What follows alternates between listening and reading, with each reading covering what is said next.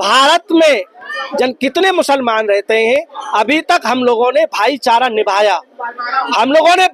निभाया, है और इन लोगों ने हमको चारा समझ के काटा है। हमारी प्रधानमंत्री से भी निवेदन है कि वो विपक्ष को साथ लेकर इसकी कड़ी कार्रवाई करे और जिन लोगों ने ये घटना की है उनको किसी भी हालत में बख्शा नहीं देना चाहिए, उनको निस्तो नाबूद करने का काम करें। पहलगाम में जो आतंकी हमला हुआ उस पर रिपब्लिक हिंदुस्तान लगातार कवरेज कर रहा है, लेकिन हम समाधान पे बात कर रहे हैं। आतंकवाद को जड़ से खत्म कैसे किया जाए? आतंकवाद जब आप बात करते हैं तो आप देखेंगे कि पुलवामा में जो घटना हुई, उस घटना को एग्जाम्पल के तौर पे हम लोग लें तो आतंकवादी आने के बाद वो पूछते हैं कि आप हिंदू हैं या नहीं। वो पहचान करना चाहते हैं, ठीक है, धर्म के आधार पर पहचान करना चाहते हैं। तो ये जो आतंकवादी हैं ये सेकुलर नहीं है, ये सेकुलर आतंकवादी तो है नहीं, कट्टरपंथी हैं। नहीं, कट्टरपंथी बात छोड़ दीजिए, कट्टरपंथी तो हर व्यक्ति है, बहुत अलग अलग लोग कट्टर हैं। एक आदमी जो दृढ़ निश्चयी होता है वो भी कट्टरपंथी कह सकते हैं आप, ठीक है, लेकिन आप दृढ़ निश्चयी नहीं होंगे तो दौड़ में आप भाग लेंगे तो आपका निश्चय कमज़ोर होगा तो आप सफल नहीं होंगे, ठीक है। तो यहाँ जो कट्टरता है, यहाँ जो दृढ़ निश्चयता है उनकी, उन व्यक्तियों की, उन आतंकवादियों की, वो धर्म को लेकर के है। और वो धर्म विशेष तौर से हिंदुओं के खिलाफ है। ऐसा क्यों? ऐसी क्या बात है कि वो हिंदुओं के खिलाफ कर रहे हैं? अगर आप इसको थोड़ा विस्तार दें, इस विषय को थोड़ा सा, तो भारत में हिंदुओं के खिलाफ हैं, म्यांमार में बौद्धों के खिलाफ हैं, इजराइल में यहूदियों के खिलाफ हैं, यहाँ तक कि ईरान, इराक, सूडान, यमन में अपने ही धर्म के दूसरे पंथों के खिलाफ हैं। पाकिस्तान में भी हमले होते हैं। पाकिस्तान में भी सिया सुन्नी विवाद चल रहा है और वहाँ भी अहमदिया मुस्लिमों के खिलाफ चल रहा है, ठीक है। एक धर्म, एक पंथ के मानने वाले लोग दूसरे पंथ धर्म को मतलब उसी धर्म के अंदर दूसरे पंथ में मानने वाले लोगों को काफिर कह रहे हैं। खत्म कैसे किया जाए सवाल ये मुद्दे पे? भाई इसके लिए समस्या को पहचानना तो पड़ेगा आपको। पहले समस्या को पहचानेंगे तब तो उस समस्या की जड़ को समाप्त करेंगे। तो इस समस्या की जड़ है कहाँ? समस्या की जड़ धर्म में है, ठीक है। क्योंकि ये जब पूछते हैं, जब अपने आप को पहचान बताते हैं अपनी, तो ये अपने आप को जिहादी बोलते हैं। तो जिहादी शब्द कोई सेकुलर शब्द तो है नहीं, ये तो एक धार्मिक शब्द है, एक धर्म से पैदा होता है। तो यानी कि ये धर्म, ये जो आतंकवाद है, ये कोई सेकुलर आतंकवाद नहीं है, ये एक धार्मिक आतंकवाद है। इसकी पहचान आज तक, और इन धार्मिक आतंकवादियों ने अपने आप को एक परोक्ष चोला पहना हुआ है सेकुलर बनाने के लिए। जो लोग कहते हैं कि आतंकवाद का धर्म नहीं होता, वो आतंकवादियों की मदद कर रहे हैं, उनको उनकी पहचान को खुलने न देने के लिए। क्योंकि पहचान खुल जाएगी कि वो धार्मिक आतंकवादी हैं, धर्म के नाम पर आतंकवाद कर रहे हैं। इस पुलवामा की घटना ने इस बात को पहलगाम की घटना में, पहलगाम और पुलवामा, ठीक, पहलगाम की घटना ने इस बात को स्थापित कर दिया कि वो धर्म के आधार पे ही चुन चुन के मार रहे हैं और ये धार्मिक आतंकवाद है। जो लोग कहते हैं धर्म का आतंकवाद नहीं है, कृपया वो बोलना बंद कर दें कि धर्म का, आतंकवाद का कोई धर्म नहीं होता। आतंकवाद का प्रधानमंत्री मंच से बोलते हैं, प्रधानमंत्री बोलते हैं तो गलत बोलते हैं। उनको शायद जानकारी नहीं होगी नरेंद्र मोदी जी को, उनको अपनी जानकारी को शुद्ध करने की आवश्यकता है। वो बोलते हैं, गलत बोलते हैं। हम क्यों, हम उनके भाई वो हर बात बोलेंगे मान लेंगे ऐसा नहीं है, ठीक है ना। देश के प्रधानमंत्री अगर वो बोलते हैं तो कुछ तो बात होगी। गलत बोल रहे हैं ना, एक बड़े पद पे हैं, देश के सबसे हो चाहे किसी भी पद पे हो, गलत बोल रहे हैं। अगर वो धर्म पूछ के मार रहे हैं तो प्रधानमंत्री उत्तर दे दें, प्रधानमंत्री उत्तर दे दें इस विषय पे कि भाई साहब वो क्यों धर्म पूछ के मार रहे थे, बता दें। जिहादी शब्द किसी धर्म विशेष का है या भारत सरकार के कॉन्स्टिट्यूशन में लिखा हुआ जिहादी शब्द है? क्या है जिहादी शब्द? भाई जिहादी बताएं तो धर्म, जो धर्म जानने वाले हैं वो ना बताएंगे कि किस धर्म का शब्द है। हम लोग तो इस्लाम धर्म को जानते हैं कि इस्लाम धर्म से उत्पन्न हुआ है जिहादी। अगर हम गलत हों तो आप बता दीजिए या प्रधानमंत्री बता देंगे। क्या समस्या है उन्हें, क्या ऐसी समस्या है? उनकी समस्या को ही समझ लेते हैं कि उनकी ऐसी क्या समस्या है जो उनकी दूर नहीं हो रही। देखिए जितेंद्र त्यागी, किसी को, आपका भी नाम जितेंद्र है और एक जितेंद्र त्यागी भी आप जानते होंगे, ठीक है, जो पहले वसीम रिजवी के नाम से जाने जाते थे। वो कुरान के अंदर 26 आयतों को लेकर के सुप्रीम कोर्ट के पास गए कि साहब सुप्रीम कोर्ट से कहे कि साहब ये 26 आयतें ऐसी हैं जो कुरान में ऐसी हैं जो दूसरे धर्मों के प्रति मन में विद्वेष पैदा करती हैं, ठीक है, तो उन कुरान की आयतों को कुरान से हटा दिया जाए। लेकिन हुआ क्या, सुप्रीम कोर्ट मौन रह गया। सुप्रीम कोर्ट अपने आप को बचने लगा, शायद वो खुद डरने लगा कि उनकी हत्या ना हो जाए, मुसलमान कहीं उनकी हत्या ना कर दें। नहीं, कुरान जैसे पवित्र उस पर बात नहीं करेंगे, और हम बात जो है आतंकवाद पे ही करते हैं। तो आतंकवाद, इसका इलाज क्या है, कैसे इसका इलाज करें? भाई इसका इलाज यही है कि जब आप बात ही नहीं करेंगे जहाँ से जन्म हो रहा है। कुरान जैसे पवित्र, कुरान एक पवित्र है, और उसका देखिए एक किसी के धार्मिक का वो करना सही नहीं होगा, क्योंकि भाई साहब देखिए, जिहाद शब्द कहाँ से उत्पन्न हुआ? आप बताइए कहाँ से हुआ? भाई आपको नहीं पता? आपको नहीं पता है? अगर वो धार्मिक शब्द क्या नहीं है, हम तो पहले भी बोल चुके हैं इसी इंटरव्यू में आपसे, 2 मिनट पहले ही मैंने कहा, जो समस्या है उसको आप नहीं पहचानेंगे, बिल्ली की तरह आंख बंद करने से समस्या समाप्त नहीं होगी। कुरान पवित्र ग्रंथ है, हम मान रहे हैं, लेकिन आप कुरान ग्रंथ, एक बात बताइए, क्या कुरान को पढ़ने वाला तब तो हर आदमी जिहादी हो जाना चाहिए? अब देखिए, कुरान के अंदर मानने वालों की अलग अलग, उसके अंदर शिया हैं, सुन्नी हैं, ठीक है, अलग अलग स्कूल ऑफ थॉट्स हैं, ठीक है, देवबंदी हैं, बरेलवी हैं, वहाबी हैं, ठीक है, उसमें सैयदी हैं, अशरफी हैं, ठीक है, अलग अलग लोग हैं। क्यों हैं अलग अलग बने हुए?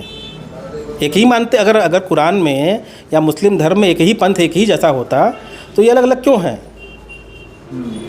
तो अलग अलग हैं, इसका मतलब अलग अलग उनकी मान्यताएं हैं, अलग अलग विचारधाराएं हैं, ठीक है।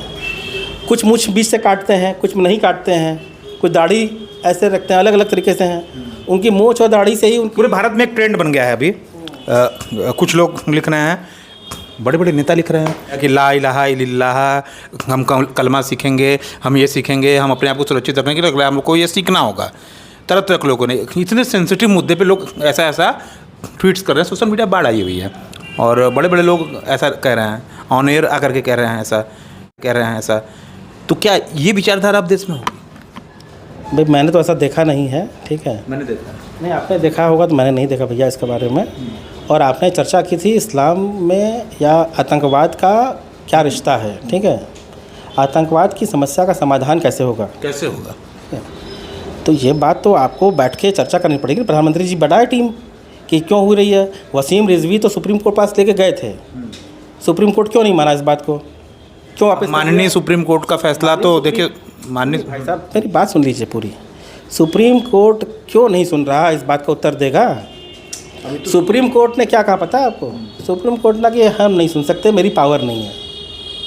यहाँ उनकी पावर ने ख़त्म हो जाती है देश के अंदर आतंकवाद खत्म करने के लिए। नियमों के विरुद्ध सुप्रीम कोर्ट नहीं जा सकता। अभी सुप्रीम कोर्ट वक्फ सुनने के लिए तो उनकी पावर हो जाती है। क्यों नहीं जाएगा? 110 PIL आई हुए हैं, तो 110 PIL नहीं सुनेगा सुप्रीम कोर्ट? भाई सुप्रीम कोर्ट की जो क्या काम है सुप्रीम कोर्ट का, बताइए आप। 110 सुप्रीम कोर्ट का काम है देश के संविधान, संसद के द्वारा बनाए गए कानून को चलाना, ठीक है, उसकी व्यवस्था देना। हम आतंकवाद खत्म कैसे करता उस पर था, तो सुप्रीम कोर्ट पे चलेगा। खैर, कुछ लोग हैं जो कह रहे हैं कि मदरसे बंद कर दिए जाए और तमाम चीज़ें बंद हो जाए अगर, तो इसका समाधान शायद हो सकता है, और मुसलमानों का ब्रेन वॉश किया जा रहा है।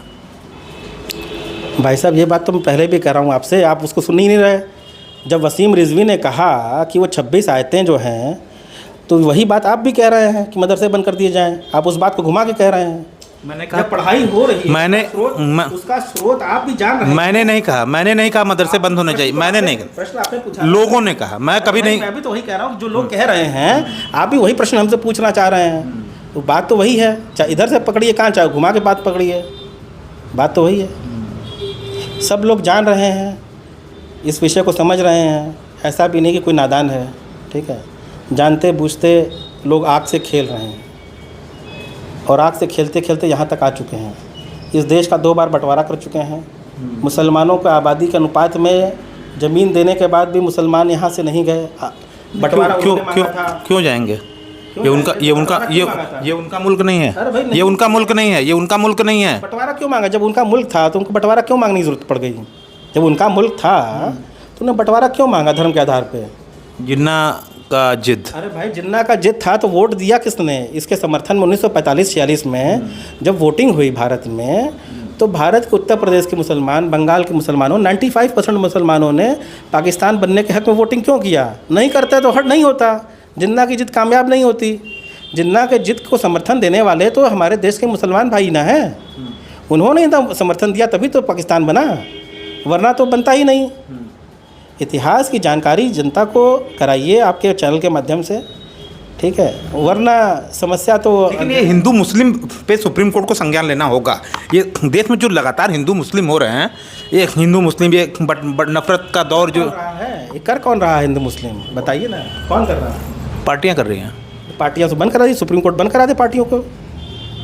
सुप्रीम कोर्ट तो हर चीज़ पावर रखता है ना, कर दे बंद। तो इसका मतलब जिम्मेदार सुप्रीम कोर्ट है हर चीज़ के लिए। आतंकवाद के लिए भी सुप्रीम कोर्ट जिम्मेदार है। मैं कब कहा? जब वो कदम नहीं उठा रहे सही कदम, तो जिम्मेदारी तो उन्हीं की है ना। पावर में जो बैठा व्यक्ति पद पे बैठा है, चलाने की जिम्मेदारी उनकी है। वो कर कुछ नहीं रहे, वो करेंगे कुछ नहीं, तो जिम्मेदारी तो उन्हीं की ना है। सुप्रीम कोर्ट से ऐसी क्या नाराजगी है आपकी?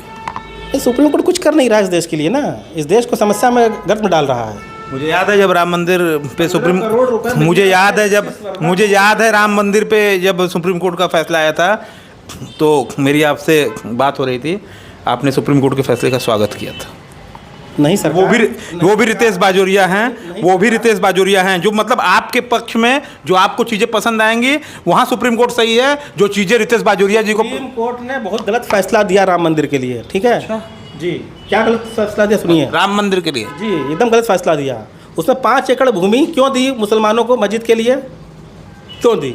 सुप्रीम कोर्ट ने अपने फैसले में कभी कहा कि वहाँ मंदिर एग्जिस्ट करता था? जबकि एसआई की रिपोर्ट है पूरी, वहाँ खुदाई में वहाँ राम मंदिर के अवशेष मिले, और राम मंदिर अपने सुप्रीम कोर्ट अपने निर्णय के अंदर उन अवशेषों को मानने से इनकार कर दे रहा है। लास्ट लाइन सुप्रीम कोर्ट का पढ़ा था?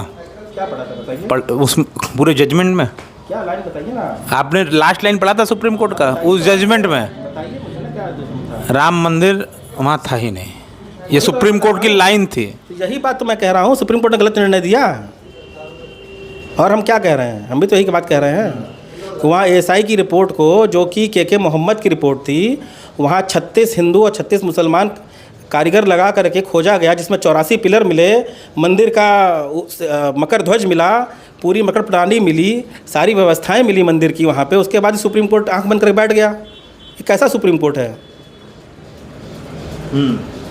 और उसके बाद मुसलमानों को 5 एकड़ भूमि दे दी। उसके बाद उन्होंने ये भी कहा कि यहाँ कोई इस्लामिक स्ट्रक्चर नहीं था, ये भी आप जान लीजिए। उसी जजमेंट में सुप्रीम कोर्ट ने ये भी कहा कि ये कन्फर्म है कि यहाँ कोई इस्लामिक स्ट्रक्चर नहीं था। ठीक है, इसका क्या मतलब हो गया? फिर भी आप मानना है सुप्रीम कोर्ट के फैसले देश की शांति व्यवस्था को बनाए रखने के लिए होते हैं, जिसका स्वागत करना चाहिए। और दूसरी चीज़ ये भी है शांति हो गई ना देश में कि अब हमारा फाइनल राउंड है और 2 प्रश्न सिर्फ हैं। हमले हुए लगातार, अब सरकार को क्या करना चाहिए? सरकार को पाकिस्तान को नेस्तनाबूद कर देना चाहिए, समाप्त कर देना चाहिए। वहाँ भी तो हिंदू हैं, आप हिंदुओं के पक्षधर हैं। वहाँ भी तो हिंदू बलिदान देंगे अपना, वहाँ भी तो हिंदू हैं, वहाँ भी तो हिंदू हैं। वो हिंदू बलिदान देंगे धरती के लिए, इस धरती की शांति के लिए वो हिंदू बलिदान देंगे अपना। या तो चले आए वो भारत। कैसे आएंगे? चले आए, जैसे आतंकवादी आते हैं वैसे वो भी चले आए। अच्छा, सीमा हैदर के साथ क्या होना चाहिए? सीमा हैदर के बारे में मुझे नहीं पता। पाकिस्तान जा रहे हो, सीमा हैदर को भी तो पाकिस्तान भेज दीजिए, जो आई है लड़की नेपाल से आई शादी कर। के बारे में मुझे नहीं पता वो कौन है, कैसी है।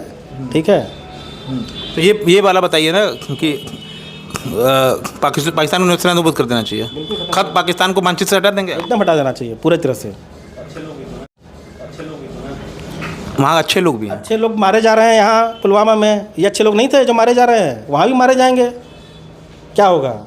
10 करोड़ हिंदू आज तक पिछले 1400 सालों में 10 करोड़ हिंदू मारे गए, 1 करोड़ और मर सिर्फ पाकिस्तान में ही है। भाई साहब आप क्या चाहते हैं, कहाँ है बताइए? और फ़लस्तीन में भी तो है। फ़िलिस्तीन की लड़ाई आप भी लड़ी जा करके वहाँ पे, आप लड़ लीजिए। तो वहाँ इजराइल से क्या कहेंगे? वो भी उड़ा दे, पूरा खत्म कर दे। भाई किसी की भूमि आज आपका घर पर हम कब्जा कर लें जितेंद्र जी, मैं तो न्यायालय में जाऊँगा। तो आप न्यायालय में जते रहिए, 20 साल तक आपका घर कब्जे में रहेगा। उसके बाद न्यायालय में क्या होगा कोई जानता है? 25 साल मैं न्यायालय पे विश्वास करने वाला व्यक्ति। कल मैं आपके खिलाफ उस आपके घर के ऊपर एक कब्जे की याचिका दाखिल कर देता हूँ, देखिए आप कितने साल लड़ते हैं आप। बिल्कुल करिए। एक झूठी केस दाखिल करने के बाद कितने साल आप लड़ते हैं आपको पता चल जाएगा। इस देश की न्याय व्यवस्था इतनी भ्रष्ट है, अंग्रेज़ों के द्वारा बनाई गई न्याय व्यवस्था आज भी आप चला रहे हैं। क्या भारत वाकई आज़ाद हो गया है? आप अंग्रेज़ों की व्यवस्था चला रहे हैं और अपने आप को आज़ाद कह रहे हैं। अब भारत आजाद, क्या लाइन बोल रहे हैं आप? बिल्कुल ठीक बात है। जब भाई न्याय व्यवस्था ही नहीं है आपके आज़ाद है, कोलोजियम सिस्टम। मैं समझ सकता हूँ कि रितेश बाजोरिया जी जो पहलगाम में हमला हुआ उससे बहुत ही चिंतित हैं, इसलिए लगातार थोड़ा सा चिंतित भी हैं, दुखी हैं, इनका मन दुखी है और हृदय विदारक घटना थी, जिससे ये थोड़ा सा मुझे लगता है कि मुद्दे से भी भटक रहे हैं और इधर उधर की चीज़ें भी बोल रहे हैं, जैसे कि दो तीन चीज़ उन्होंने बोली। तो होता है, ऐसा सबके साथ होता है। आखिरी सवाल, कोई ठोस निर्णय बताइए, आप इंटेलेक्चुअल लोगों में से आते हैं, कोई ठोस निर्णय बताइए जिससे कुछ निष्कर्ष निकले। हमारे चैनल के दर्शकों को बताइए कि कुछ ठोस निर्णय, ऐसा क्या ठोस निर्णय लिया जाए कि अब आगे से ऐसी घटनाएं न हो। भाई साहब, जब तक आप पाकिस्तान को समाप्त नहीं करेंगे कुछ नहीं होने वाला, ठीक है। आप बार बार उसका इलाज करिए, फोड़े का, छोटे फोड़े का, फिर मलहम लगाइए, फिर गांधी को मारने वाला पाकिस्तानी था। भाई साहब, गांधी ने क्यों समर्थन किया था? गांधी को मारने वाला पाकिस्तानी था। गांधी को नाथूराम गोडसे ने क्यों मारा था मालूम? गांधी को मारने वाला पाकिस्तानी का देश का पहला आतंकवादी तो नाथूराम गोडसे ही था। भाई साहब, गांधी के पहले 1923 में गणेश शंकर विद्यार्थी को इन मुसलमानों ने कानपुर में क्यों दौड़ा उड़ा के मारा था? और गांधी ने क्यों कहा था कि वो एक मारेंगे, तुम मारने दो उनको? गांधी समर्थन में क्यों खड़े थे मुसलमानों के? गांधी हिंसा का समर्थन कभी नहीं। महात्मा 1923 की घटना कानपुर की, गणेश शंकर विद्यार्थी, जो कानपुर का एयरपोर्ट है उनके नाम से है, ठीक है। क्यों गांधी ने समर्थन किया उसका? खैर, ये तरह तरह की चीज़ें हैं। और रितेश बाजोरिया जी जो कि आज गुस्से में भी काफ़ी दिखाई दे रहे हैं। होता है, देखिए, अब ऐसे हमले अगर होंगे तो किसी भी व्यक्ति, किसी भी भारतीय के अंदर ऐसी निराशा होगी। और कुछ इन्होंने सलाह भी दी है, जैसे कि इनका भी अपना कुछ मानना था। सुप्रीम कोर्ट पे इन्होंने सवाल उठाए जो कि थोड़ा आश्चर्यजनक लगा मुझे। तो रिपब्लिक हिंदुस्तान के लिए जितेंद्र यादव, रितेश बाजोरिया जी के साथ धन्यवाद।